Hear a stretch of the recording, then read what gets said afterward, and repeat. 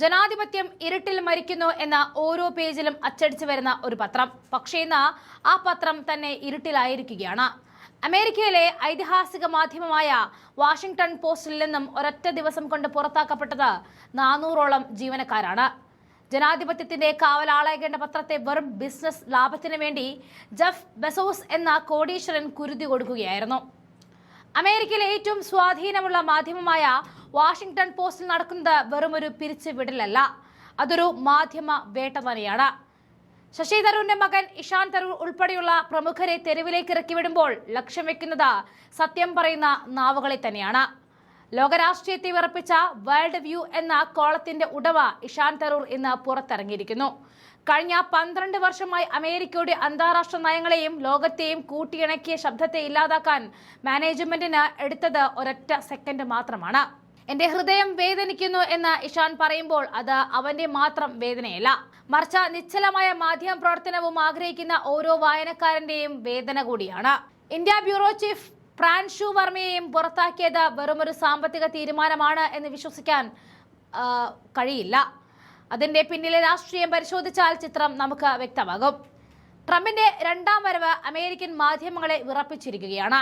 ട്രംപിന്റെ നയങ്ങളെ നഖശിഖാന്തം എതിർത്തിരുന്ന Washington പോസ്റ്റിനെ മെരുക്കാൻ Jeff Bezos നടത്തുന്ന നീക്കമാണോ ഇതെന്നാണ് പ്രധാന സംശയം.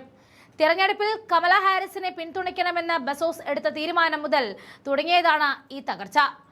ട്രംപിനെ ഭയന്ന മാധ്യമങ്ങൾ മുട്ടുമടക്കുമ്പോൾ ഇഷാൻ തരൂരിനെ പോലെ സത്യം പറയുന്നവർ ബലിയാടാകുകയാണ്.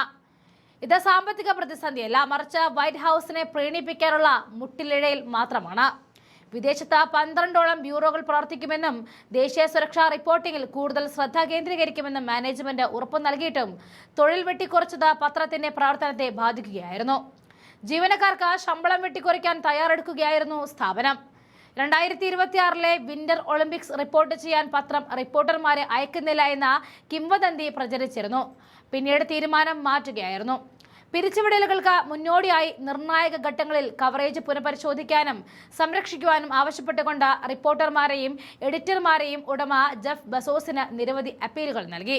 എഡിറ്റോറിയൽ വ്യാപ്തി കുറയ്ക്കുന്നത് പത്രത്തിന്റെ വിശ്വാസ്യതയെയും ആഗോള സ്വാധീനത്തെയും ഇല്ലാതാക്കുമെന്ന് ന്യൂസ് റൂം ജീവനക്കാരെ പ്രതിനിധീകരിക്കുന്ന വാഷിംഗ്ടൺ പോസ്റ്റ് ഗിൽഡ് മുന്നറിയിപ്പും നൽകി. എന്നാൽ എക്സിക്യൂട്ടീവ് എഡിറ്റർ മാറ്റ് മുറയും HR മേധാവി വെയ്ൻ കോണലും ബുധനാഴ്ച ഇമെയിലിലൂടെ ജീവനക്കാരെ വെട്ടിക്കുറയ്ക്കൽ അറിയിക്കുകയായിരുന്നു. വാഷിംഗ്ടൺ പോസ്റ്റ് ഗണ്യമായ പിരിച്ചുവിടലുകൾ സ്ഥിരീകരിച്ചു. ഈ നീക്കത്തെ ഒരു പ്രധാന പുനഃസംഘടനയുടെ ഭാഗമാണെന്നാണ് അവർ വിശേഷിപ്പിച്ചത്. സ്പോർട്സ് വിഭാഗത്തിന്റെ പിരിച്ചുവിടൽ, വിദേശ ബ്യൂറോകളുടെ എണ്ണം കുറയ്ക്കൽ, അതിന്റെ പുസ്തക കവറേജ് അവസാനിപ്പിക്കൽ എന്നിവ ഇതിൽ ഉൾപ്പെടുകയാണ്. എക്സിക്യൂട്ടീവ് എഡിറ്റർ മാറ്റ് മുറെ ഈ തീരുമാനത്തെ വേദനാജനകമാണെങ്കിലും അത്യാവശ്യം എന്നാണ് വിശേഷിപ്പിച്ചത്.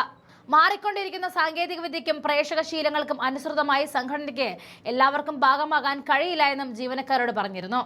കമ്പനി വ്യാപകമായുള്ള ഒരു മീറ്റിംഗിന് ശേഷം ഇമെയിലുകൾ വഴിയായിരുന്നു ജീവനക്കാരെ അവരുടെ വിധി അറിയിച്ചത്. വകുപ്പുകളിലുടനീളമുള്ള ജീവനക്കാരെ വെട്ടിക്കുറയ്ക്കലിന്റെ വ്യാപ്തി ഞെട്ടിച്ചു. മുൻ എക്സിക്യൂട്ടീവ് എഡിറ്റർ മാർട്ടിൻ ബാരൻ ഈ നീക്കത്തെ അപലപിച്ചു. അതിനെ ഏകദേശം തൽക്ഷണം സ്വയം വരുത്തിവെച്ച ബ്രാൻഡ് നാശം എന്നാണ് വിശേഷിപ്പിച്ചത്. അതേസമയം ജേർണലിസം അക്കാദമിക് വിദഗ്ധരും മുൻ ജീവനക്കാരും ഈ വെട്ടിക്കുറക്കലുകൾ ലോകത്തിന്റെ ഏറ്റവും സ്വാധീനമുള്ള ന്യൂസ് റൂമുകളിൽ ഒന്നിന് ദീർഘകാല നാശമുണ്ടാക്കും എന്ന മുന്നറിയിപ്പും നൽകിയിട്ടുണ്ട്.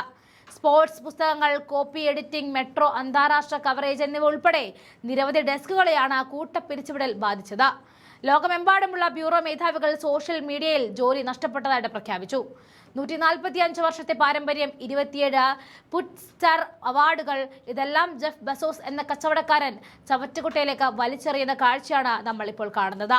സ്പോർട്സ് ഡെസ്ക് പൂട്ടി, ബുക്ക് റിവ്യൂ നിർത്തി, അന്താരാഷ്ട്ര ബ്യൂറോകൾ ഒന്നൊന്നായി അടച്ചുപൂട്ടി, യുദ്ധഭൂമിയിൽ നിന്നും റിപ്പോർട്ട് ചെയ്യുന്ന ലിസി ജോൺസനെ പോലെയുള്ളവരെ നടു റോഡിൽ ഉപേക്ഷിക്കുന്ന ഈ ക്രൂരതയ്ക്ക് പിന്നിൽ വെറും ലാഭം മാത്രമാണോ എന്നതാണ് സംശയം. ഇതൊരു പ്രത്യയശാസ്ത്രപരമായ അധിനിവേശം കൂടിയാകുന്നു.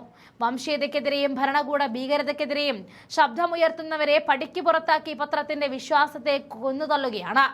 മുൻ എക്സിക്യൂട്ടീവ് എഡിറ്റർ മാർട്ടിൻ ബാരൻ പറഞ്ഞതുപോലെ ഇത് വാഷിംഗ്ടൺ പോസ്റ്റ് കൈകൊണ്ട് നടത്തുന്ന ബ്രാൻഡ് ആത്മഹത്യ തന്നെയാണ്.